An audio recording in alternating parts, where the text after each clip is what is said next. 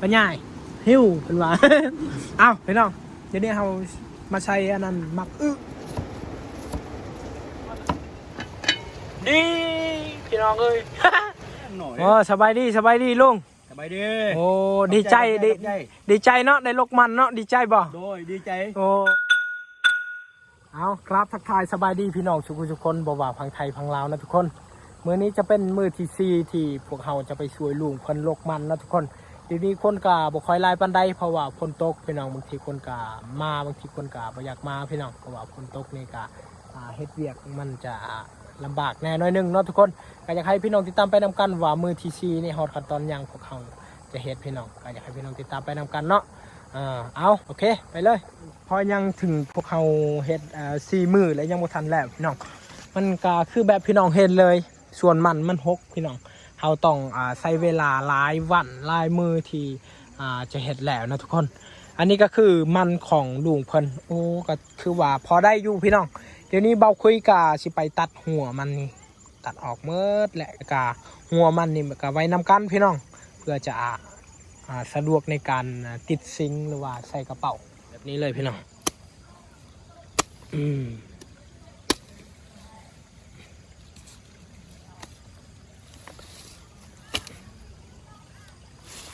ตัดแบบนี้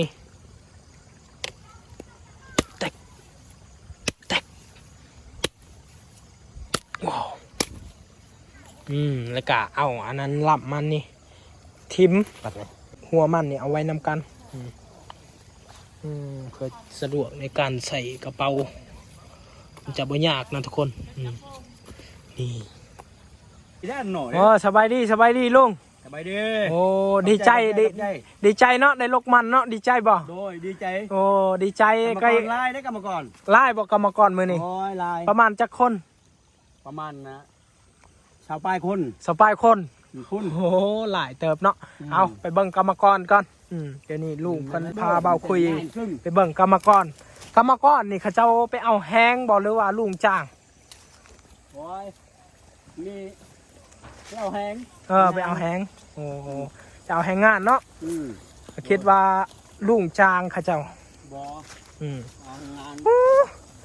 ทั้งที่ส่วนมันก็หกแน่แต่ว่าหัวมันดีได้พี่น้องหัวมันลายโอ้มันมีแต่คือป่าส่วนนี่คือป่าแต่ว่าได้กำไร คุ้มผู้มาเอาแห้งกันแล้วบ่คุ้มเอาคุยว่ากรรมกรร้ายมือนี่ทั้งนี้ก็คือคนที่หลกนะคนหลกมันนี่3 คนกำลังหลกมันทีนี้คนกำลังสิตกพี่น้องคันว่าฝนตกนี่ก็แล้วหัวมันนี่กะบ่ใหญ่ปานใดเพราะว่ามันหกพี่น้อง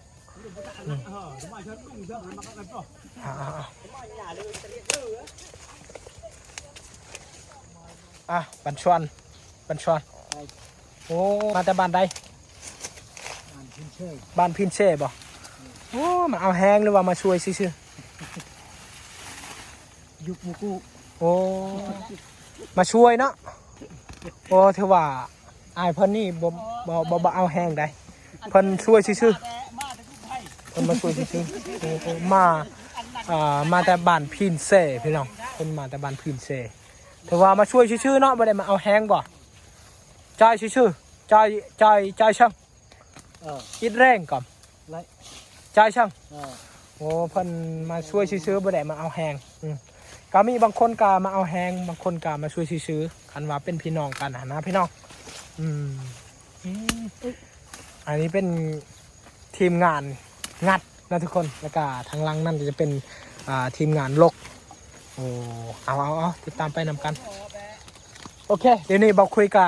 จะไปเฮ็ดภาระของเบาคุยเองภาระของเบาคุยมือนี้ก็คือตัดออกหัวมันนี่ไว้นำกันเพื่อจะสะดวกในการใช้เป่าหรือว่าติดซิงพี่น้องเอาพี่น้องติดตามไปนำกันเอาโอเคทุกคน วันนี้เบาคุยเฮ็ดกาได้เวลาประมาณ 2-3 นาทีก็เลยคนมาพี่น้องคนมาเขาต้องไปรีพลก่อนเพื่อนพี่น้องนี่เพราะว่าเป็นยังบอกคุยต้องรีพลเพราะว่าทรงเชือกับโบมี่อันนี้จะเป็นทรงเชือพี่น้องเอาให้พี่น้องเมื่อวานนี้บอกคุยไปเวียดนามแล้วก็เลยฝนตกเห็ดให้น้ำเซปนหลายนะทุกคนก็เลยบอกคุยกลับบ้านบ่ได้เดี๋ยวนี้นะก็ต้องอยู่เพื่อนพี่น้องแล้วก็ทรงเชือนี่ก็จะเป็นทรงเชือพี่น้องหมดก็เลยบอกคุยเฮ็ดเวียกต้องถ้าเมื่อเวลาฝนตกเขาต้องไปรีพลอยู่เพื่อนพี่น้องเอาโอเคทุกคนถึงได้ก็ติดตามไปนำกันเนาะเอาพี่น้องเดี๋ยวนี้ฝนตกก็ลุยรถแล้วเนาะเพราะว่าอย่าเสียเวลาหลายนะเสียเวลาหลายมือก็เลยต้นลูกเพิ่นเนาะ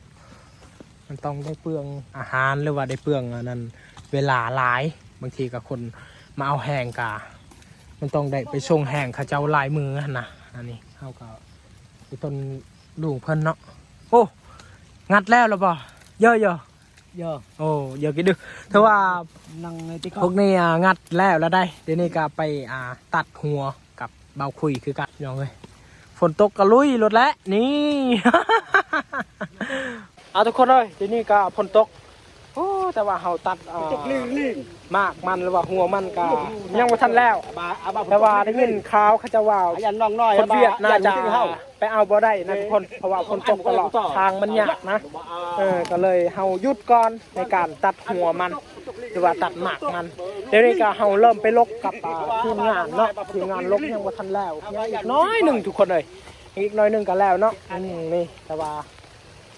คนเวียดน่าจะไปเอาบ่ได้เอาก็เลยไปเอาไปลกนำทีมงานนี่ทีมงานโอ้คนหลายไปเอาแห้งบ่ยันเร่งไปว่าไปเอาแห้งพี่น้องโอ้ยนี่ลุงเพิ่นลุงทุกคนเข้า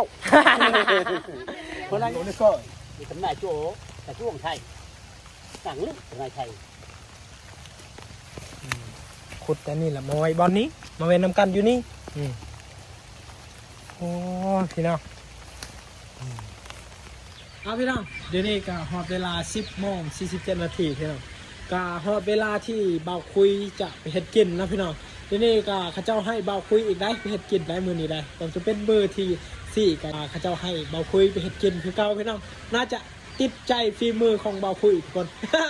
เอาทุกคนติดตามไปนำกันว่าเบาคุยเฮ็ดเมนูยังมื้อนี้เอาไปเลยเอาทุกคนอันนี้คือเมนูของพวกเขามื้อนี้ก็จะเป็นปลาถูพี่น้อง สิเฮ็ด2 โลเนาะให้เขาเจ้ากินน่าจะพอกินนะพี่น้องแล้วก็เฮ็ดกับหมากเนาะโอ้เอาอยากให้พี่น้องติดตามไปนำกันแต่ว่าเบาคุยเฮ็ดเมนูแนวใดพี่น้องก็อยากให้พี่น้องติดตามไปนำกันเนาะมื้อนี้เอาไปเลยเอาเดี๋ยวนี้เฮามีน้องเยี่ยมเนาะน้องเยี่ยมแม่นบ่ชื่อเยี่ยมบ่น้องเยี่ยมมาช่วยเฮาเฮ็ดกินนะพี่น้องเพราะว่าเฮาเฮ็ดคนเดียวมันก็จะลำบากแน่หน่อยนึงเนาะเดี๋ยวนี้ให้น้องเพิ่นมาช่วยเฮาเอาบัดนี้เฮาสิดังไฟดังไฟเป็นที่เรียบร้อยนี่เขาต้องแช่ไว้ก่อนพี่น้องเพื่อมันจะละลายน้ำก่อนนะและเฮาจึงเฮ็ดเมนูได้เพราะว่าเฮาบ่แช่น้ำแบบนี้มันบ่ละลายน้ำก่อนมันยังแข็งอยู่ก็เฮาเฮ็ดกินบ่ค่อยได้ปานใด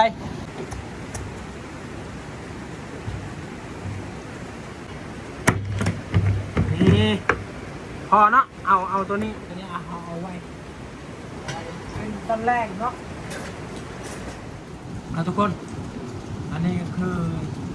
อาหารของพวกเขาในมื้อนี้เป็นปลาทูและก็มะอึเป็นมะอึขาวนะทุกคนเอาไปเฮ็ดเมนูอบเนาะให้พี่น้องติดตามไปนำกันว่าปลาทูอบเป็นยังไงแซ่บหรือบ่เอา ผักของพวกเขากับบ่ร้ายนะทุกคนมีแต่ผักอีคู ผักหอมแดงหอมยังกับบ่มี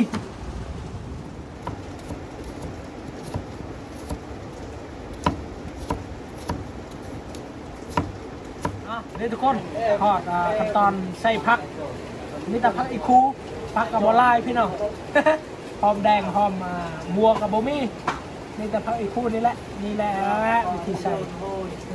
มันแบบเมนูแบบง่ายๆนะทุกคน นี่แหละอันนั้นเครื่องปรุงเฮา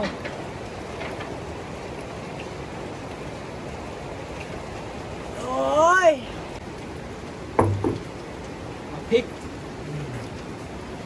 บ่ชำนี่ใส่ลายแซบลายใส่หน่อยแซบหน่อยพี่น้องเอาวันนี้ใส่เกลือเนาะเกลือเนี่ยเราต้องใส่หลายๆเพราะว่าเจ้าของสวนคนมักกินแบบเข้มๆหน่อยนึง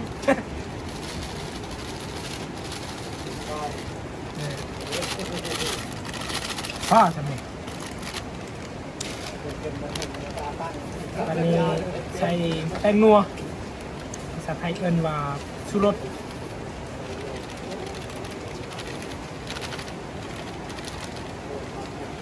อ้าวแล้วก็เอาพริกแห้งฝั่งตัวจะเป็นที่ใส่ไหนนี่เอาพอแหละ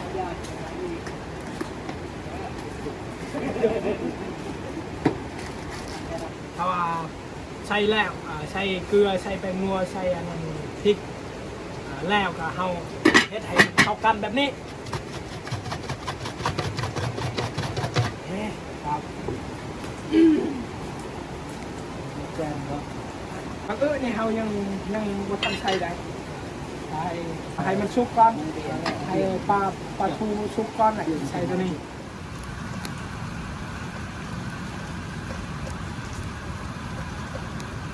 นี่กรรมกรกำลังทากินพี่น้อง ยังมาทันสุกอดเอาเด้อ โอ้ยเอาอดทนยังมาทันสุกอันนี้ก็คือกันนี่ ทากินเนาะติดใจเลยบอกฝีมือของเบาคุยกินตอนนั้นเนาะ